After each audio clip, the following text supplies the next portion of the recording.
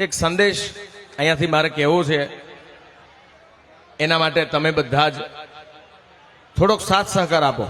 બસ અમારા બાઉન્સર ભાઈઓને થોડોક સાથ સહકાર આપો. એ જે પ્રમાણે તમને સૂચન કરે એ પ્રમાણે થોડું આપણે ચાલીશું. મિત્રો, અત્યારે હમણાં જ તાજેતરમાં એક સમાચાર મળ્યા છે. આપણે સૌ અહીંયા આનંદ કરી રહ્યા છીએ, પણ ઘણી વખત પૂજ્ય બાપાની જે ઉપસ્થિતિ હોય ત્યારે ધર્મને સાથે તો લઈને ચાલતા જ હોઈએ છીએ, પણ રાષ્ટ્રપ્રેમ એને એટલો છે, દેશ પ્રેમ એને એટલો છે ને. હું ને તમે બધા સનાતની છીએ, હું ને તમે બધા ભારતવાસી છીએ. આપણો એક જ દેશ એવો છે જેને માં કહેવાય. બાકી કોઈ દેશને વિશ્વમાં આટો મારી લ્યો માં નથી કહેવાતું. શું કામ? માં એને કહેવાય જેની કાંખમાં છોકરું રમતું હોય, એને જ માં કહેવાનો અધિકાર છે. ભારતને માં એટલે કહેવાય કે ગુજરાત જેવું એની કાંખમાં છોકરું રમે છે, એટલે ભારતને માં કહેવાય છે. અને ગુજરાત ગુજરાત છે સાહેબ. ગુજરાત જે આપવા મળે, ગુજરાત જેવી દાતારી ક્યાંય નથી, ગુજરાત જેવી ખુમારી ક્યાંય નથી, ગુજરાત જેવી ભક્તિ ક્યાંય નથી, ગુજરાત જેવો ત્યાગ ક્યાંય નથી. એટલે ઈ ત્યાગની ભૂમિના આપણે સૌ સંતાનો છીએ, ત્યારે બીજાના દુઃખે દુઃખી થવું એ આપણી ફરજમાં આવે છે. અત્યારે તાજેતરમાં હાલ આવી જાય હું જે કહેવા જઈ રહ્યો છું એ જ તમે લાવ્યા છો, એટલે તમને પણ મારે વંદન છે. તમારા દેશ પ્રત્યે એટલી સૌને લાગણી છે. એટલે અહીંયાથી ભાઈ હવે અવાજ ના કરશો કોઈ. 2 મિનિટ માટે આપણે હમણાં તાજેતરમાં જે સમાચાર મળ્યા છે, ભારત માટે દુઃખદ ઘટના જે જમ્મુ કાશ્મીરમાં બની છે, અને આતંકવાદીઓએ જે હુમલો કરી અને ભારતના 26 લોકોના અત્યારે મૃત્યુના સમાચાર મળ્યા છે. એમાં એક જુવાન સુરતનો પણ છે, અમારા ભાવનગરના પણ 2 છે. એમ ગુજરાતના પ્રવાસીઓ આપણા જે યાત્રિકો ગયા હતા, એમાં આતંકવાદીઓના હુમલામાં 26 લોકોએ જીવ ગુમાવ્યા છે. ત્યારે આ કકડોતર પરિવાર ભાગવત કથામાં દ્વારકાધીશના વ્યાસપીઠના ખોળામાં બેસી સંતોની હાજરીમાં અડધી મિનિટ એટલે 30 સેકન્ડ આપણે તમે ને હું બધા બેસી જાઓ એટલે શ્રદ્ધાંજલિ આપી છે. આપણે ભાઈ આપણા માટે દુઃખની વાત છે.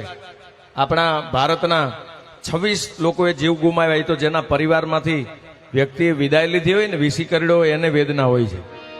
બેસી જાઓ બાપા, બેસી જાઓ. અહીંયા 30 સેકન્ડ માટે મૌન રાખીને આપણે એને શ્રદ્ધાંજલિ આપી છે. કારણ કે જીતુભાઈનો જે ભાવ અન્ય માટે છે.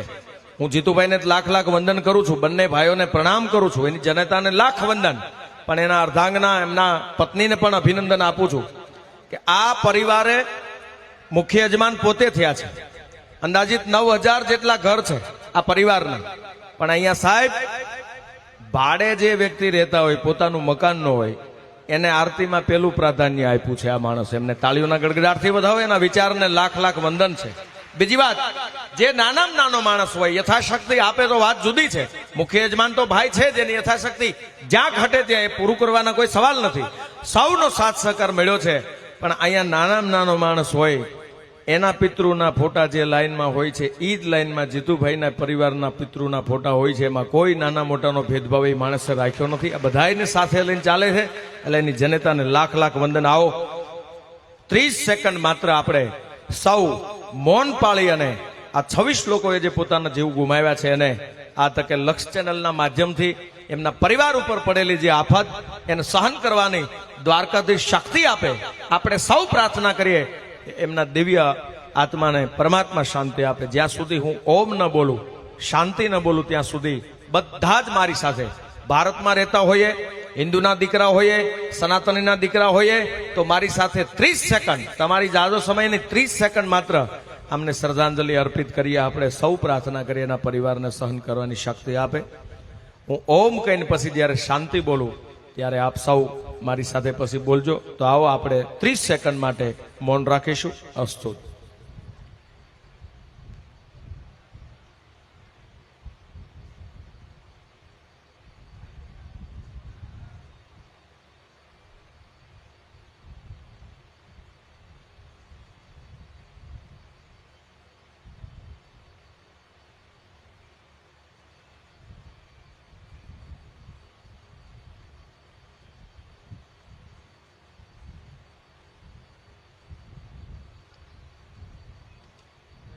ઓમ શાંતિ શાંતિ શાંતિ. બીજી જ એક ઘટના, અમરેલીની બાજુનું ગામ બાપા ચાર્ટર પ્લેન અનિવાર્ય સંજોગે કાંઈ ટેકનિકલના ફોલ્ટથી એમાં પણ દુર્ઘટના ઘટી છે, ગામમાં પ્લેન નીચે ઉતરી ગયું છે. એમાં જેને જેને કાંઈ તકલીફ પડી અને ભગવાન એમના દિવ્ય આત્માને શાંતિ આપે. અને હવે વાત એટલી છે કે આમાં કાલની ખબર નથી, મારા બાપ ઘડી પલકી ખબર નહીં કરે કલકી બાત, જીવ ઉપર જમડા ફેરે જેમ તેતર માસે બાજ. કાલની મને તમને ખબર નથી. આજ વર્તમાન જે અત્યારે આપણે હું તમે આનંદ કરે, તમે વિચાર તો કરો.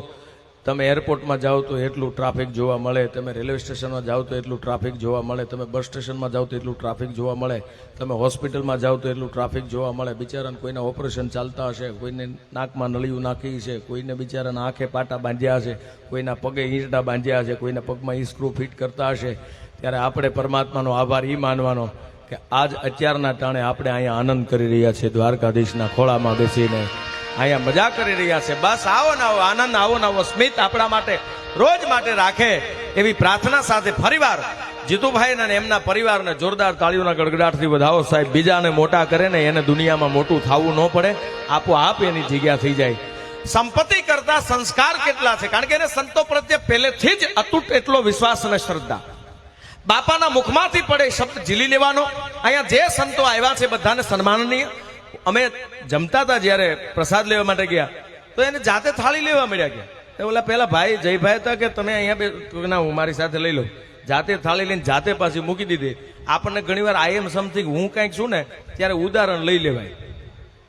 અનંત અંબાણી, ધીરુભાઈ અંબાણીના દીકરો જામનગરથી દ્વારકા હાલીને ગયો તો કાંઈક એને દ્વારકાધીશમાં શ્રદ્ધા હશે, કંઈક ભગવાન જેવું હશે, દેખાણું હશે તો ગયો હશે ને. આપણે એટલું નક્કી કરી લેવું અહીંથી હાલીને થાળી મૂકવા જાય તો નક્કી એ કરવાનું. અનંત તો નથી ને આપણે જીતુભાઈ તો નથી ને, આપણે ભારતના વડાપ્રધાન તો નથી ને. એટલે બીજાને જ્યારે બીજા જેમ ઊંચાઈ ઉપર જાય એમ આંબો નીચો આવતો જાય છે. ત્યારે અહીંયા આપ સૌને મારી વિનંતી અને પ્રાર્થના સાથે બોલવા બેસી તો રાત્યુની રાત્યુ ટૂંકી પડી જાય. પણ અહીંથી જે કંઈ સૂચના આપવામાં આવે છે મારે આગળ કલાકારને રજૂ કરવા છે, જેને ખરેખર આમ તો ગૌરવની વાત છે આપણા માટે કે કલાકારમાંથી, એક હાસ્ય કલાકારમાંથી સુરતનું તો ગૌરવ છે જ, પણ સૌરાષ્ટ્ર ગુજરાતની દેહણ વાતો છે, તળપદી ભાષાની દેહણ વાતો જે આપણા મૂળ આજથી થોડાક વર્ષ આગળ વયા જાય એવા અનુભવ જેના શબ્દમાં હાસ્ય સાથે. અને અત્યારે જે બાપા એમણે એક અભિયાન ચાલુ કર્યું છે જે સંત ગાથા, સંત ચરિત્ર નામની ગાથા લઈ અને ઘનશ્યામભાઈ લખાણી જે માથે લઈને નીકળ્યા છે. સાહેબ આજ યુવા પેઢી, માતાઓ બહેનો દીકરીઓને ખબર પડે કે આપણી 7મી પેઢીએ 5મી પેઢીએ આપણા આવા સંત થયા હતા. તો અમારા સૌના પ્રેરણા સ્ત્રોત અમારા મુરબ્બી વડીલશ્રી, લોક સાહિત્ય અને હાસ્યનું ઘરેણું જેને અમે પણ સાંભળીએ છીએ, સંતો મહાપુરુષો સાંભળતા હોય. આજના કાર્યક્રમમાં જ્યારે એક મહેમાન બનીને આવ્યા છે, નહીંતર આપ સૌને ખબર છે કે કલાકાર એ કલાકારી હોય, કલાકારી જ હોય ને તો અમારા ઘણા બધા એવા ખેલ આવે કે ભાઈ મારું બેનરમાં નામ નથી, મારો ફોટો નથી. એક ભાઈ મને કીધું, મને કે તમારું ફોટો જ નથી આ બેનરમાં, તમારું નામ તો નથી કંકોત્રીમાં. મેં કીધું નામ હોય તો કોક કાઢીએ કે ને, બાપાના દિલમાં નામ છે એ કોણ કાઢવાનું છે? બાપાના દિલમાં જે સ્થાન છે, જીતુભાઈના દિલમાં જે સ્થાન છે, એમ આ નિમંત્રણને માન આપીને સાહેબ આવડા મોટા કલાકાર આજ કલાકારી સાઈડ મૂકીને કીધું કે ભાઈ મારું પોતાનું છે એવું સમજી અને હું જ્યારે આવ્યો છું ત્યારે એવા ઘનશ્યામભાઈ લખાણીને જોરદાર તાળીઓના ગડગડાટથી વધાવો. હાસ્યની હળવી વાતો સાંભળીએ શ્રી ઘનશ્યામભાઈ લખાણી.